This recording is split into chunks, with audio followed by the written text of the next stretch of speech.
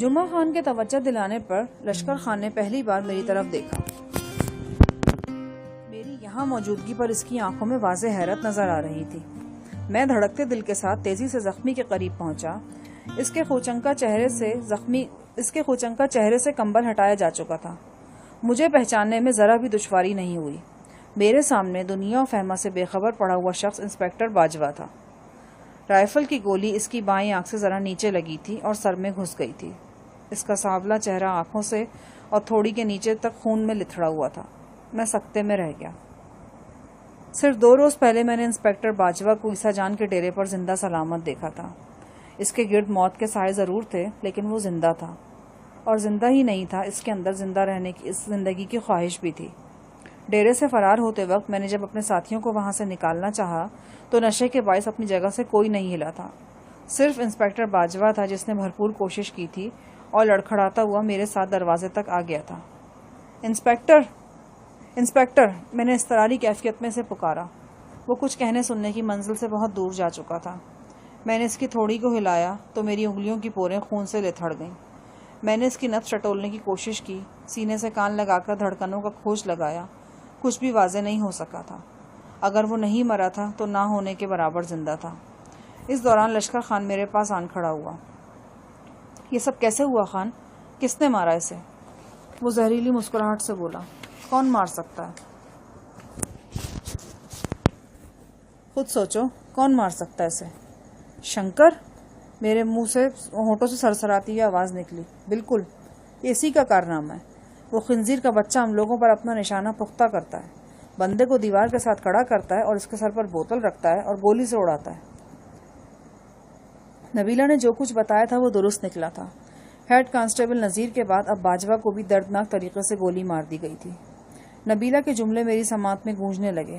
اس نے کہا تھا، پہلا شخص مر گیا تو ایک سانولے سے آدمی کو دیوار کے ساتھ کھڑا کر دیا گیا۔ کل پورا 1 گھنٹہ وہ موت کے منہ میں رہا ہے۔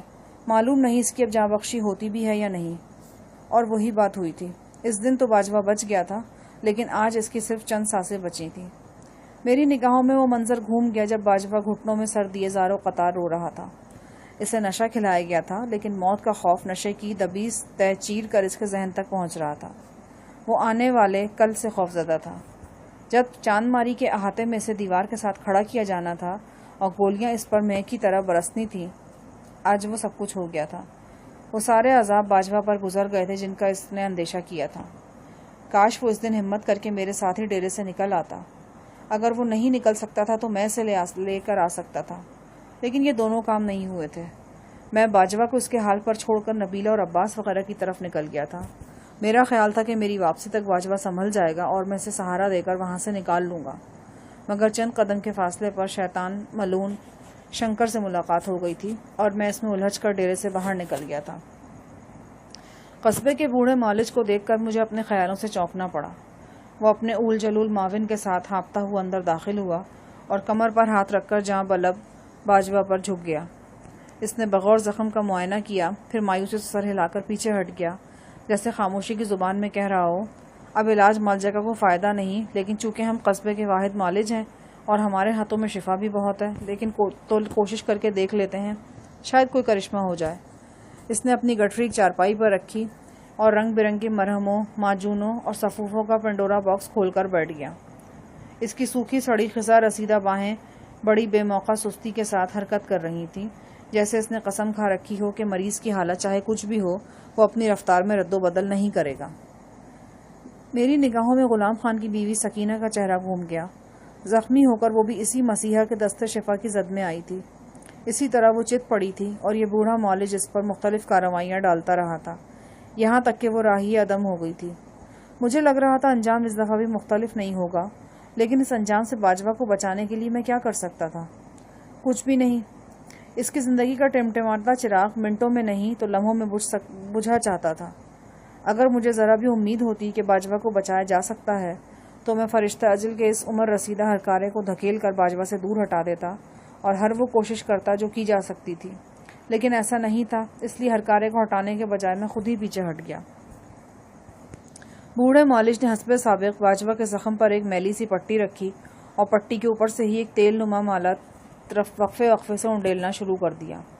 اس کے نشئی اسسٹنٹ نے بھی حسب مقدور مختلف کارستانیاں جاری رکھیں۔ جھوپڑے میں گمبھیر خاموشی تھی۔ اچانک باجوہ کا سر غیر محسوس طور پر دائیں طرف ڈھلک گیا، یعنی وہ مر چکا تھا۔ اس معمولی لیکن نہایت اہم جنبش کو تقریباً سبھی حاضرین نے محسوس کیا۔ بوڑھے معالج نے تیل انڈیلنے والا چمچ ایک طرف رکھا اور باجوہ کی سانولی کلائی اٹھا کر نہایت غور و خوض سے نبض کا معائنہ کرنے لگا۔ بعد ازاں اس نے سینے پر کان رکھ کر دھڑکن سنی، آنکھوں کے پپوٹے کھول کر پتلیاں دیکھیں اور مایوسی سے سر ہلا دیا۔ باجوہ کا گرد آلود خوچنکا چہرہ کمبل سے ڈھانپ دیا گیا تھا۔ لشکر خان میرے کندھے پر ہاتھ رکھ کر مجھے جھونپڑے سے باہر لے آیا۔ قریباً 10 بج چکے تھے۔ سرما کی نرم دھوپ سبزے سے شبنم چننے کی اپنی سی کوشش کر رہی تھی۔ سردار کے جھونپڑے کے باہر کئی افراد ٹولیوں کی صورت میں کھڑے تھے۔ لشکر خان مجھے ان کے درمیان سے گزار کر کھلی دھوپ میں لے آیا اور ہم دونوں ایک پتھر پر بیٹھ گئے۔